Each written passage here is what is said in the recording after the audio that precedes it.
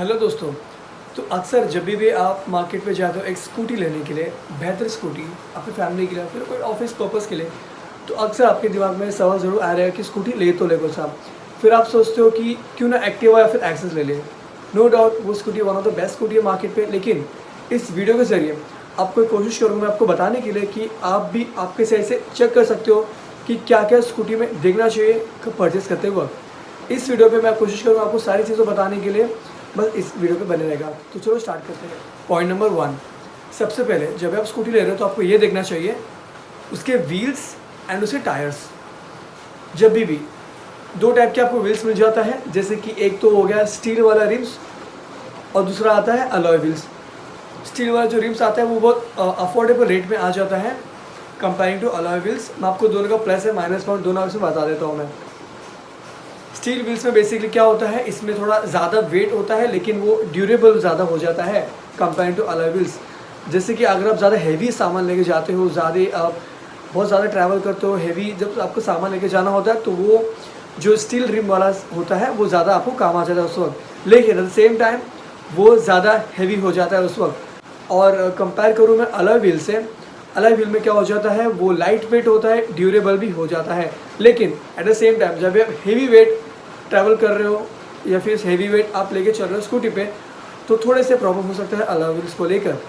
लेकिन alloy wheels light weight हो जाता है तो आप जब भी हाई स्पीड में चला रहे हो तो आपको इंजन में स्ट्रेस नहीं आता है एंड सस्पेंशन में उसमें भी स्ट्रेस आपको नहीं आ जाएगा, तो आप उसमें कंफर्टेबल राइड कर सकते हो। एंड यस, थोड़े से उसमें माइलेज भी अफेक्ट पड़ता है।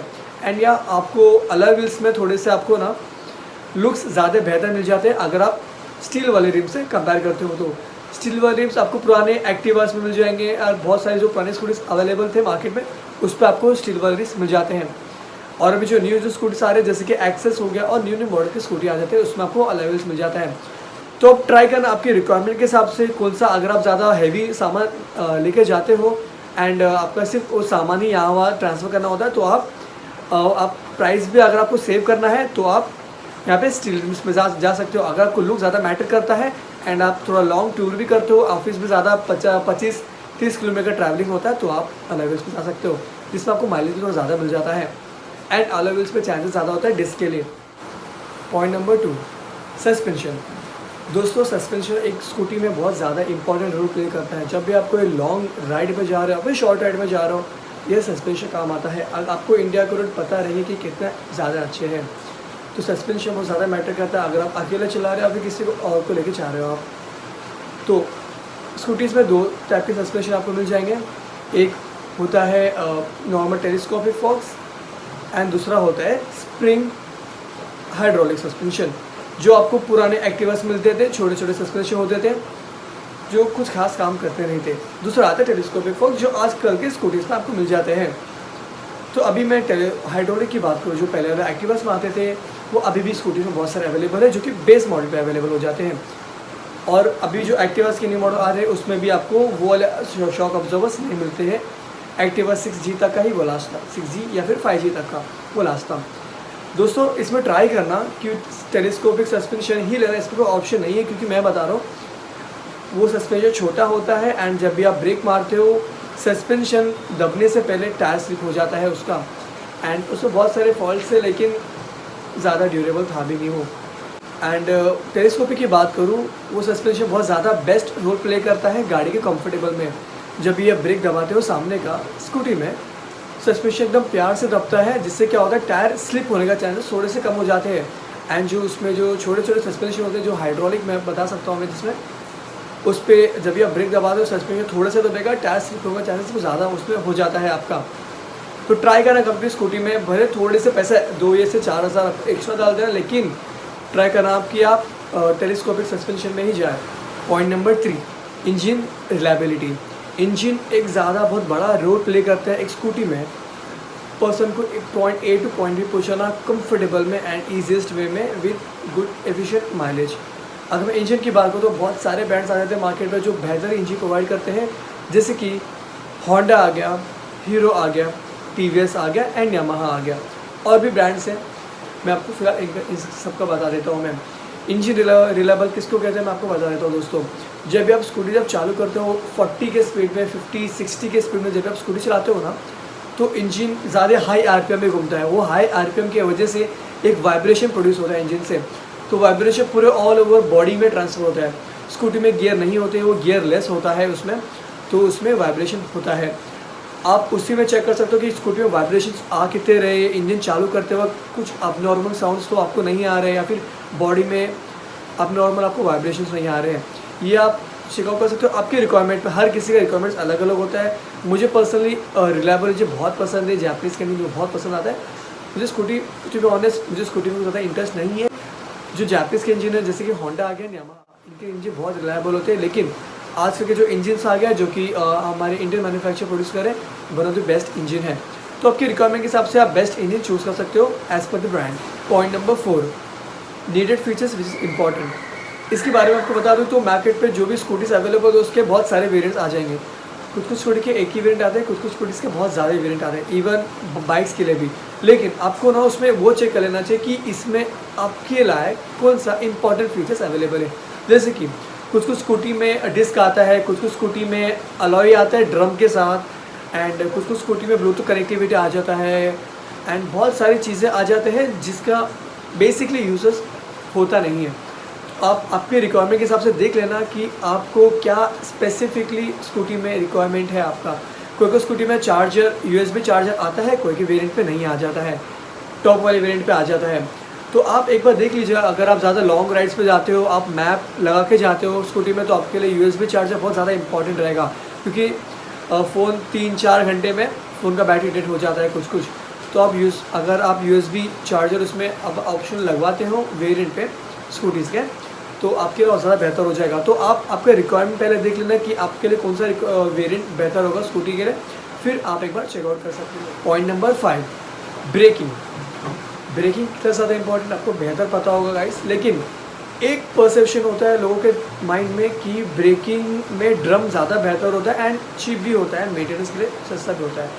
नो डाउट गाइस, आप सही भी हो इस पॉइंट में, लेकिन मैं आपको इसके बारे में डेफिनेशन बता देता हूँ। मैं ड्रम ब्रेकिंग बेसिकली होता क्या है, ये स्कूटीज़ में बहुत बेहतर तरीके से काम करता है, क्योंकि स्कूटीज़ के व्हील छोटे होते हैं। बड़े भले आपको बड़े व्हील्स में मिल जाएंगे, क्योंकि छोटे व्हील्स ही रहते हैं, उसमें ड्रम ब्रेक काफ़ी अच्छे तरीके से काम करता है। लेकिन ड्रम ब्रेक्स में प्रॉब्लम कहाँ आ जाता है, जब आप कोई लॉन्ग राइड्स में जा रहे हो, ब्रेक आप प्रेस करके वो गर्म हो जाता है और ब्रेक्स एफिशिएंटली ब्रेक लगता नहीं है, और सर्विस उसको फ्रीक्वेंटली करवाना पड़ता है।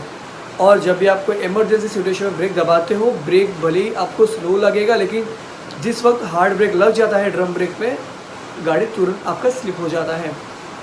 उसके बाद अगर ड्रम ब्रेक की मैं बता दूं, मेन सबसे ज़्यादा बड़ा प्रॉब्लम आ जाता है बारिश के सीज़न में, रेनी सीज़न में।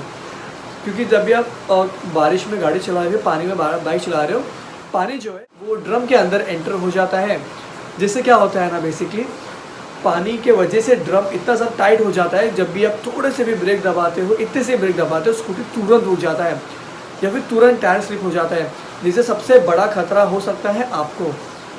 तो बेहतर होगा मेरे हिसाब से, अगर आप पीछे का जो नॉर्मल आपका ड्रम ब्रेक होगा तो ठीक है, नहीं होगा तो एज अ ऑप्शन आप डिस्क लेना ज़्यादा प्रेफर करना। क्योंकि डिस्क में आपको बता देता हूँ मैं, डिस्क में आपको हर किसी को आपको लाइक डाउट होगा कि डिस्क में गाड़ी स्लिप हो जाता है।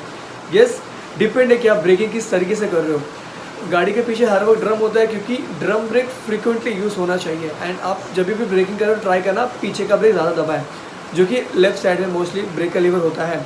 सामने डिस्क इसलिए होता है क्योंकि इमरजेंसी के टाइम काम आ जाए वो।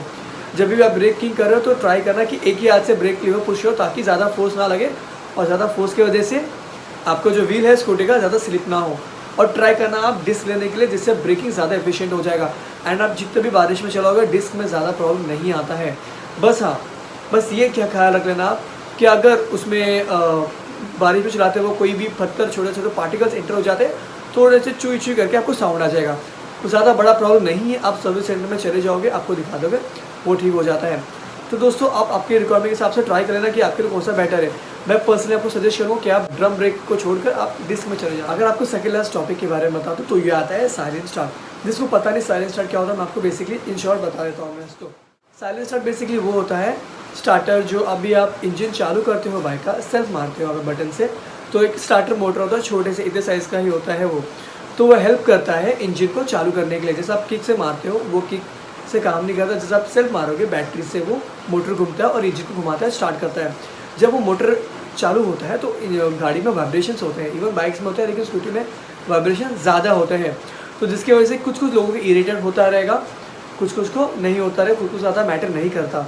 लेकिन उससे इंजन रिलायबल ज़्यादा मैटर नहीं करता। अगर आपको वो वाइब्रेशन नहीं चाहिए तो आप साइलेंट स्टार्ट में एक बार जा सकते हो। साइलेंट स्टार्ट बेसिकली होंडा के जो बाइक्स आ गए, अभी होंडा के जो स्कूटीज आ गए हैं, इवन बाइक्स में उसमें साइलेंट स्टार्ट अवेलेबल है।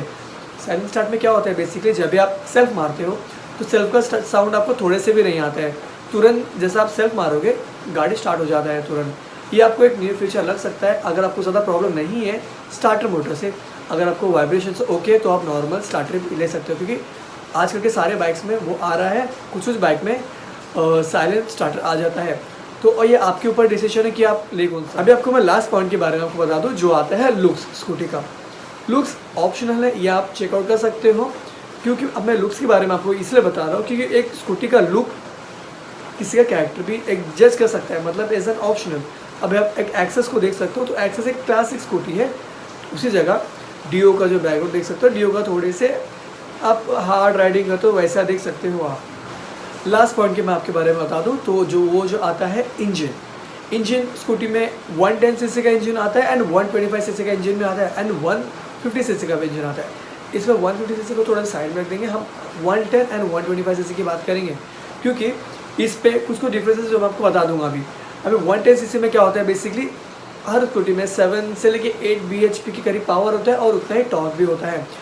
आप 110 bhp में अगर आप बाइक लोगे तो वो चेक करके लेना कि आपका रिक्वायरमेंट क्या है। वही मैं आपको सेम बता दूंगा, अगर आपका कोई हैवी लोड आप उठाने का काम होता है या फिर आपको लॉन्ग टूरिंग में जाना होता है तो ऑब्वियसली ज़्यादा पावर की ज़रूरत पड़ती है, ज़्यादा इंजन को ताकत की ज़रूरत पड़ती है। तो उससे मेरे पर्सनल सजेशन आप 125 सीसी जा सकते हो। इससे माइलेज का थोड़े से डिफर करेगा, 3, 4 या 5 किलोमीटर का आपको कम माइलेज मिल सकता है कंपेयरिंग टू 110 सीसी इंजन। अगर आप 110 सीसी के इंजन लेते हो आपको थोड़ा सा कम पावर मिलेगा, रिलायबल तो नॉर्मल रहेगा, आपको सारे ब्रांड तो रिलायबल इंजन मिलते ही है, एंड आपको माइलेज थोड़ा ज़्यादा मिलेगा। आपको लगभग 45 या 40 के बीच में आपको माइलेज मिल जाता है उसके अंदर 110 सीसी के अंदर, और 125 सीसी में आपको ज़्यादा पावर मिल जाता है। माइलेज आपको ठीक ठाक ही मिल जाएगा 40 to 45 के बीच में। बस 110 सीसी से आपको 3-4 किलोमीटर कम आपको माइलेज मिलेगा। और माइलेज के लिए बस ये ट्राई करना दोस्तों कि आप ज़्यादा एक्सेलरेशन मत दो, 40 से 60 के बीच में आप ट्राई करना स्कूटी चलाने के लिए। ज़्यादा स्पीड जाओगे तो आपको माइलेज कम मिलेगा। तो बस दोस्तों आज के लिए बस इतना ही था। अगर आपको कुछ और क्वेश्चन है स्कूटीज़ के बारे में या फिर बाइक के बारे में, मुझे श्योरली कमेंट करना, आपको मैं सारे कमेंट का आंसर दूंगा एंड इन फ्यूचर ट्राई करूँगा कि मैं उसी टॉपिक के ऊपर वीडियो बनाऊँ।